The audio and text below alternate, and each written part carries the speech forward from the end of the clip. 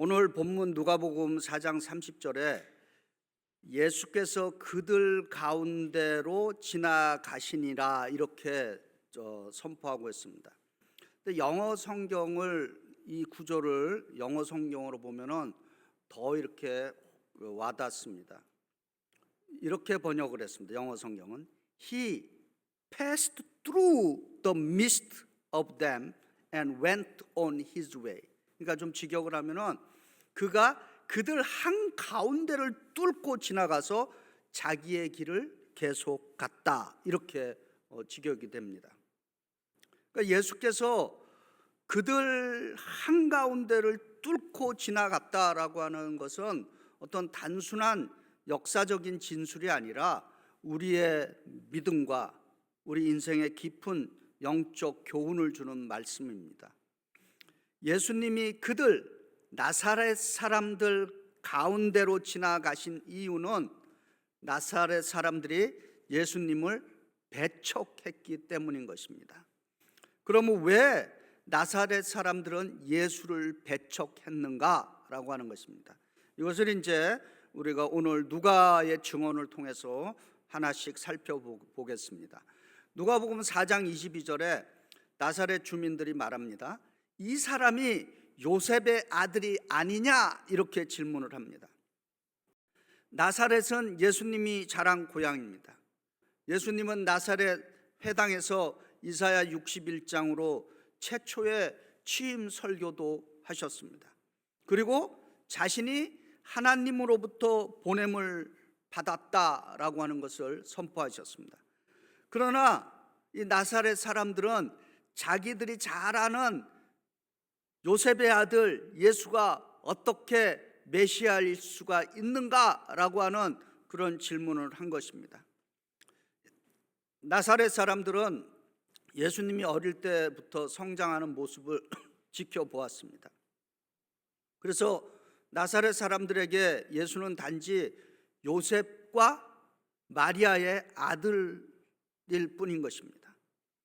나사렛 사람들에게는 예수는 너무 익숙하고 잘 알고 있기에 어떤 면에서 진실로 예수가 누구인지는 알지 못했습니다. 죄송합니다. 어쩌면 우리도 너무 오랫동안 교회 다니기에 예수님이 그냥 익숙해져서 별 기대 없이 예배에 나올 수도 있습니다. 그냥 습관처럼 주일이니까 또 내가 직분자니까 또 교회 리더니까 그래도 교회 와야지 하고 그냥 습관처럼 오시는 분들도 있을지 모릅니다.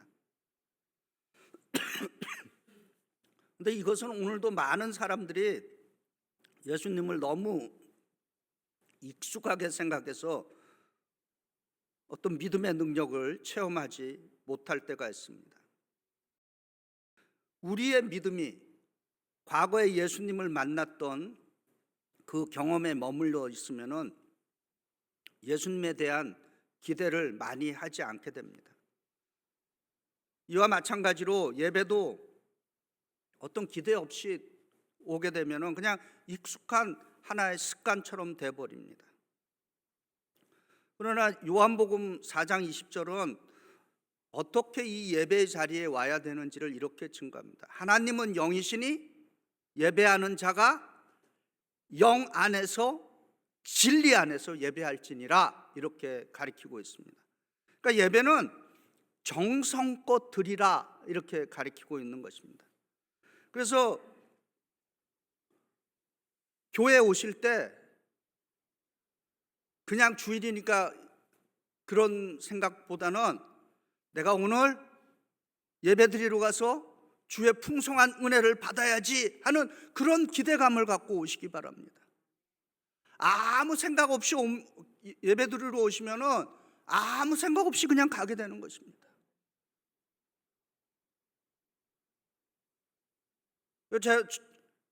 저는 교회 오면 항상 그래도 기도드리는 내용이 있습니다. 하나님, 우리에게도 한번 큰 부흥, 한번 건강한 부흥 한번 경험하게 해주세요. 기도합니다. 예. 하나님이 부어주시면 되는 것입니다. 예. 그래서 예배 드리러 오실 때 항상 좀 영어로 막 하이 expectation을 갖고 오시기 바랍니다. 그러면 하나님께서도 네가 그렇게 큰 기대감을 갖고 오는구나, 나도 네가 기대하는 것만큼 부어주마, 이렇게 해야 하시는 줄 믿습니다. 누가복음 4장 23절에 예수께서 그들에게 이르시되 너희가 반드시 의사야, 너 자신을 고치라 하는 속담을 인용하여 내게 말하기를 우리가 들은 바 가버나움에서 행한 일을 내 고향 여기에서도 행하리라 하리라, 이렇게 증거하고 있습니다. 지금 예수님이 인용하시는 의사야 너 자신을 고치라 하는 이 말은 예수님 당시 유대인들이 사용했던 속담인데, 이 뜻의 의미는 당신이 다른 사람을 치료할 수 있는 능력이 있다면 너 자신을 먼저 치료하라 라고 하는 그러한 뜻입니다.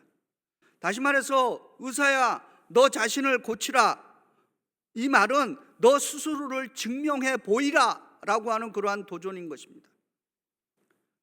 그런데 오늘 본문에 보니까 예수님의 고향 사람들인 나사렛 사람들은 이미 예수님께서 가버나움에서 기적을 행했다는 소문을 들었습니다. 누가복음 7장 1절부터 10절을 보면은 예수께서 가버나움에서 백부장의 병든 하인을 만나지도 않고 말씀으로 고쳐주셨습니다. 그리고 마가복음 2장 1절부터 12절에 보면은 예수께서 가버나움에서 안식일에 중풍병자를 고쳐주셨습니다.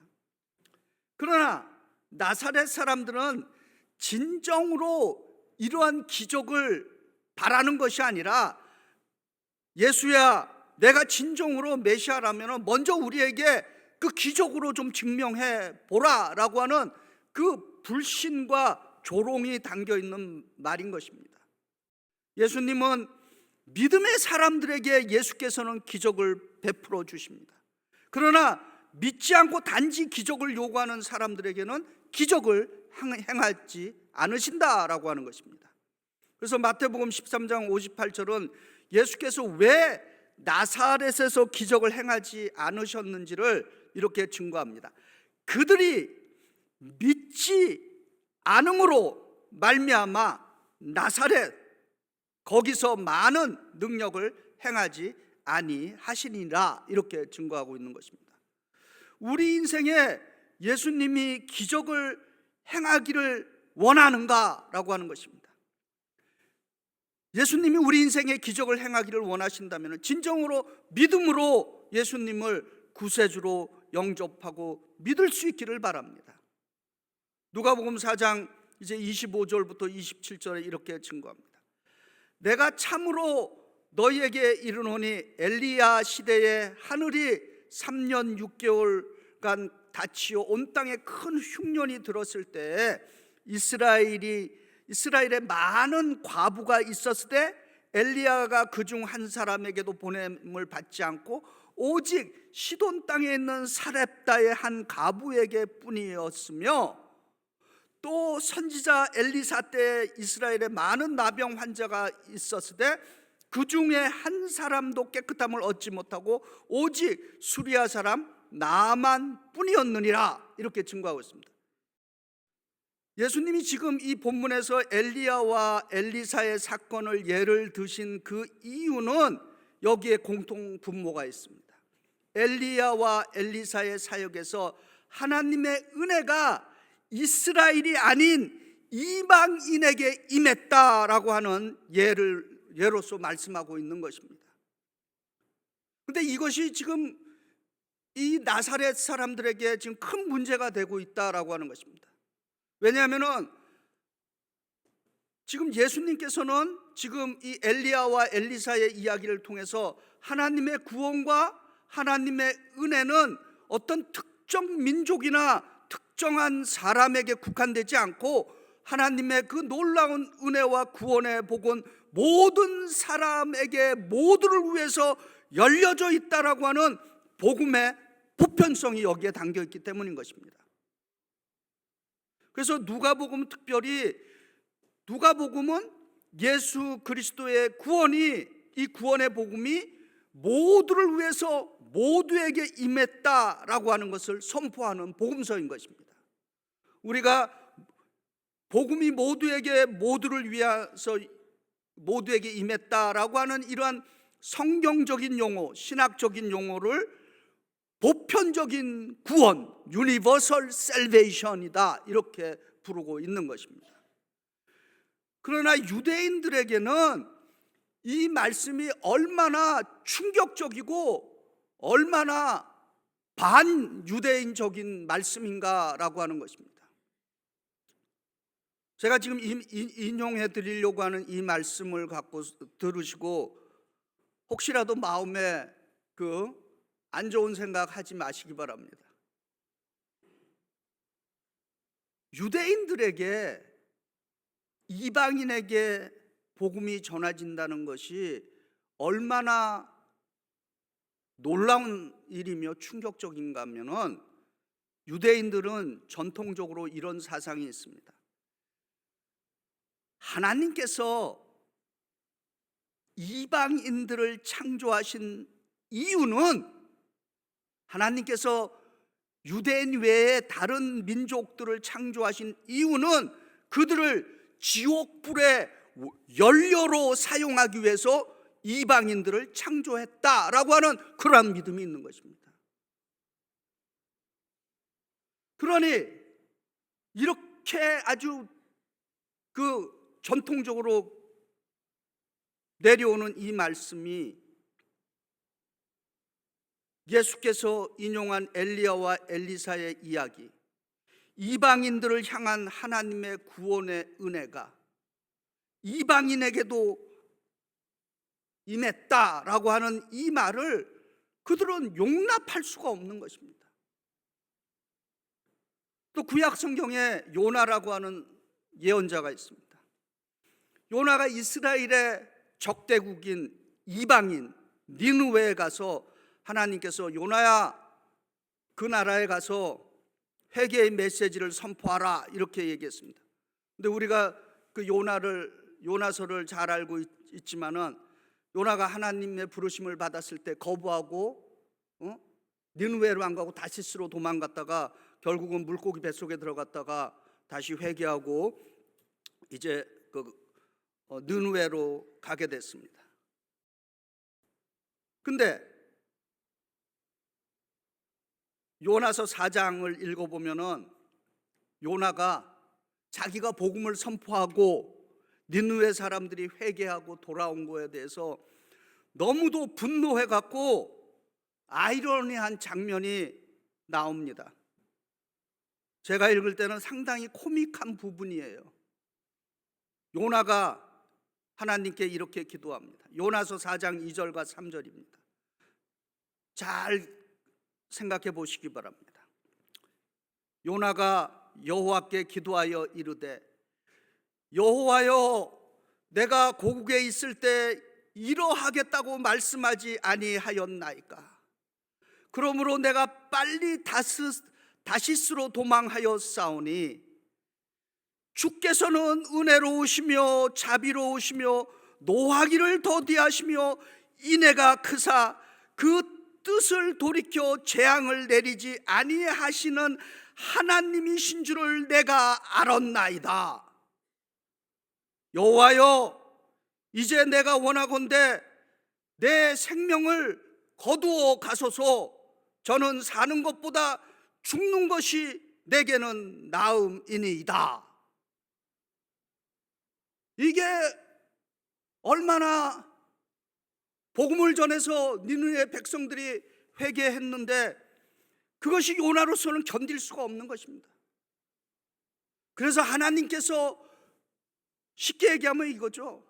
하나님이 나에게 자비롭고 긍휼한 거는 괜찮은데 하나님의 자비와 긍휼이 아무에게 향하 있다는 것에 대해서는 견딜 수가 없는 것입니다. 그냥 견딜 수가 없는 것이 아니라 요나는 자살의 충동까지 느꼈다라고 하는 것입니다. 말씀에서 자기를 죽여달라는 거예요. 그 꼴 보고 살 수 없다는 겁니다. 저는 지금 우리가 살고 있는 이 미국에서 일어나고 있는 일들에 대해서 오늘 복음서의 말씀과 이 요나의 이야기를 좀 적용해 보고자 합니다.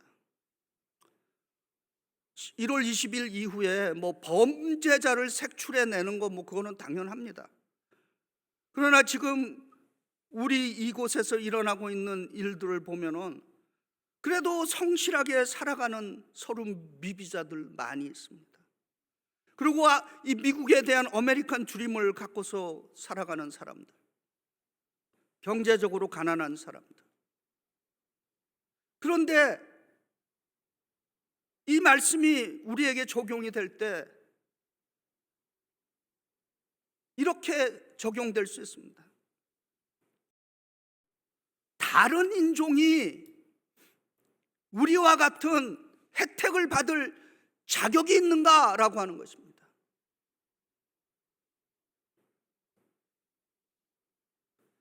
예수 그리스도를 통해서 우리가 믿는 하나님의 은혜는 모두를 위해서 모두에게 베풀어지고 있는 은혜라고 하는 것을 믿을 수 있기를 바랍니다. 그리고 우리도 예수 그리스도의 복음이 모두에게 전해질 수 있도록 사명의 삶을 살아야 할 줄 믿습니다.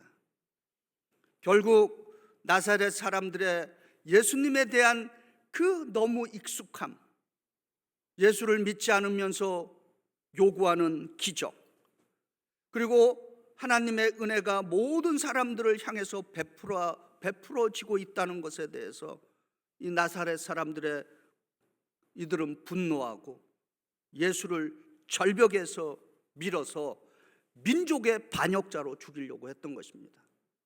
왜 민족의 반역자인가?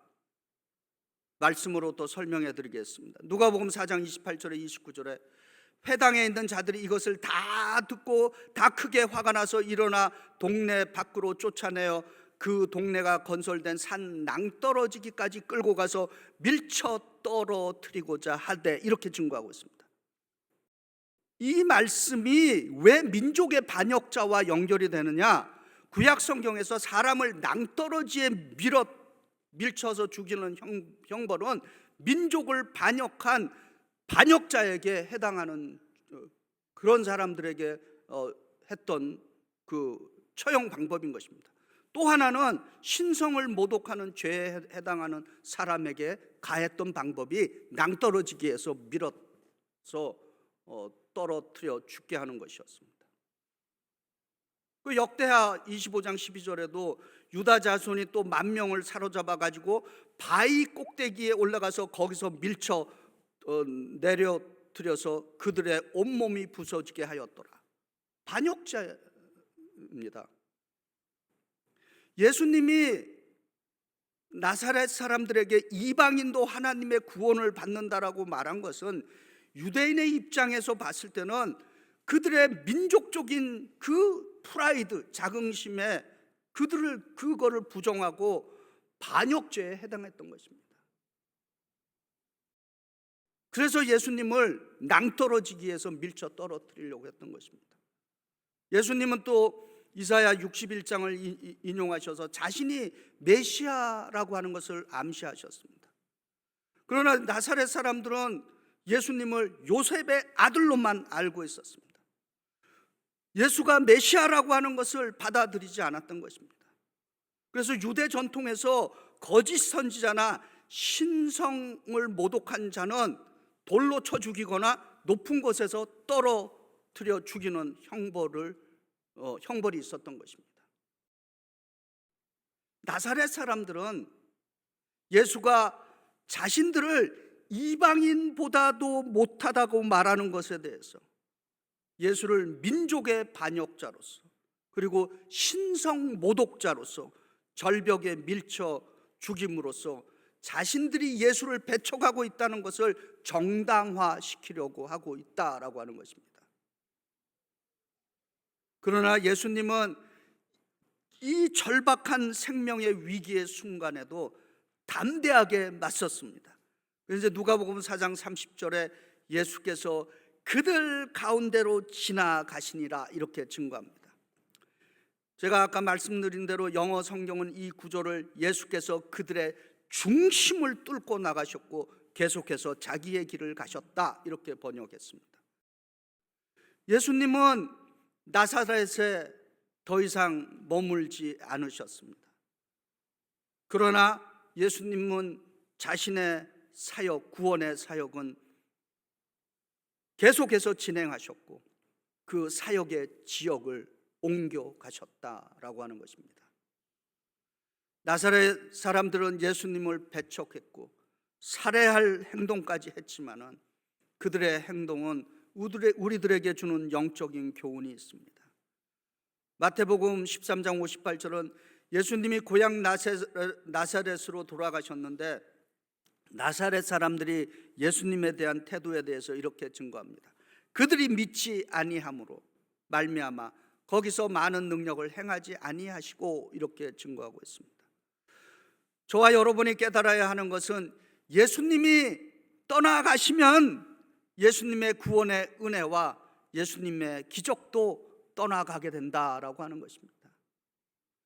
성경 속에서는 예수님과의 관계 속에서, 하나님과의 관계 속에서 놀라운 그 영원한 그 구원의 기적을 놓친 사람들의 이야기가 많이 등장합니다.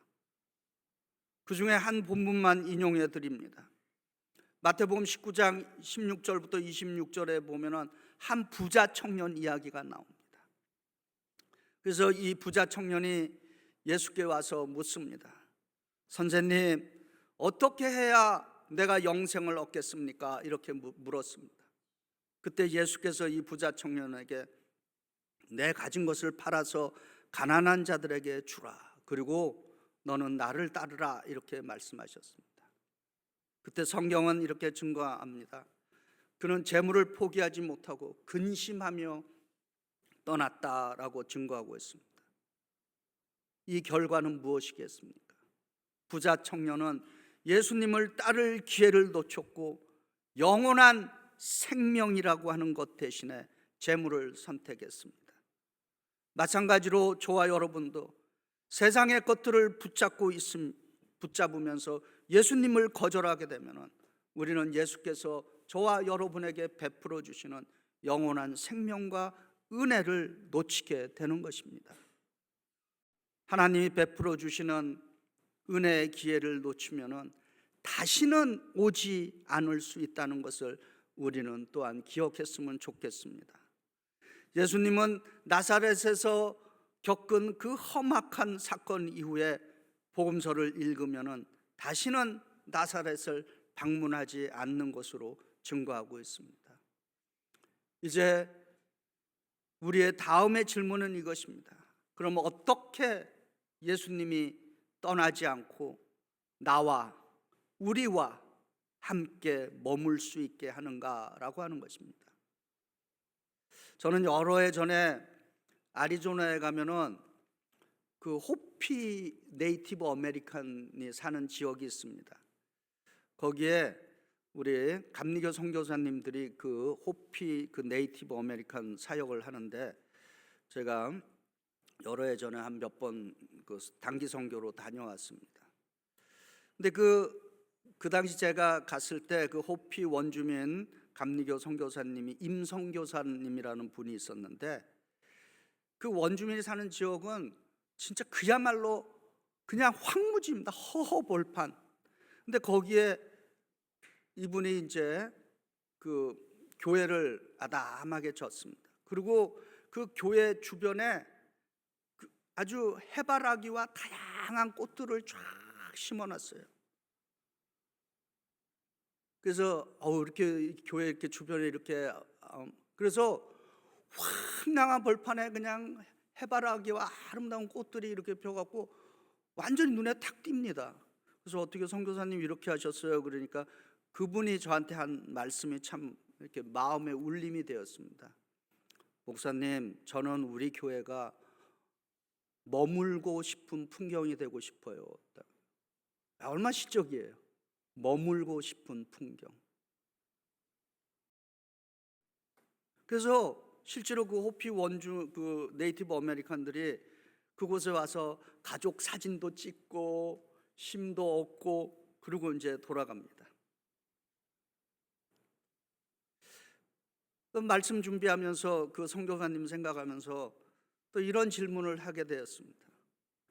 예수님께서 우리 교회에 오시면은 과연 머물고 싶어 하실까?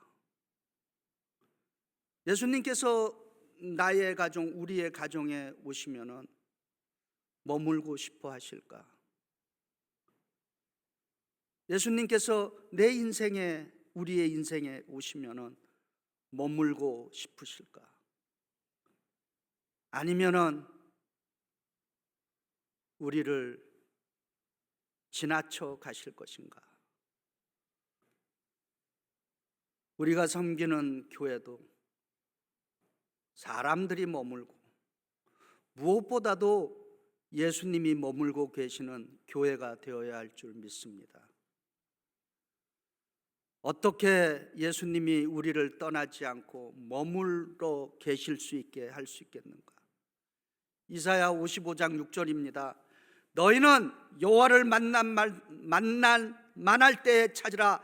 가까이 계실 때에 그를 부르라 증거하고 있습니다. 지금 이 순간 이 자리에 예수님이 계신 것을 믿고 지금 이 순간에 주여라고 부르고 붙으시기를 바랍니다. 예수님을 우리 각자의 삶의 구세주로 초대할 때 예수님은 떠나지 않고 우리와 함께 하는 줄 믿습니다. 한 구절 더 인용합니다. 히브리서 3장 15절에 이렇게 증거합니다. 오늘 너희가 그 음성을 듣거든 너희 마음을 완고하게 하지 말라. 오늘 예수님이 우리에게 오셔서 말씀해 주시고 계십니다. 마음을 열고 주님을 붙드시기를 바랍니다. 나사렛 사람들은 예수님을 거부했고 배척했습니다. 결국 예수님은 나사렛 사람들을 떠났습니다. 그러나 우리는 예수 그리스도를 구세주로 영접하고 예수님이 우리를 떠나지 않도록 꽉 붙잡으시기를 바랍니다.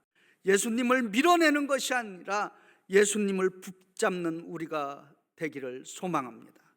우리 교회가 예수님을 환영하는 공동체, 그리고 타인을 환영하는 공동체가 됩시다. 하나님의 은혜가 모든 사람에게 흘러갈 수 있도록 우리의 마음을 여시기를 바랍니다. 저는 오늘 이 메시지를 다음과 같은 짧은 기도로 마치고자 합니다. 주여, 우리를 지나가지 마시고 우리와 함께 머물러 주시옵소서. 아멘.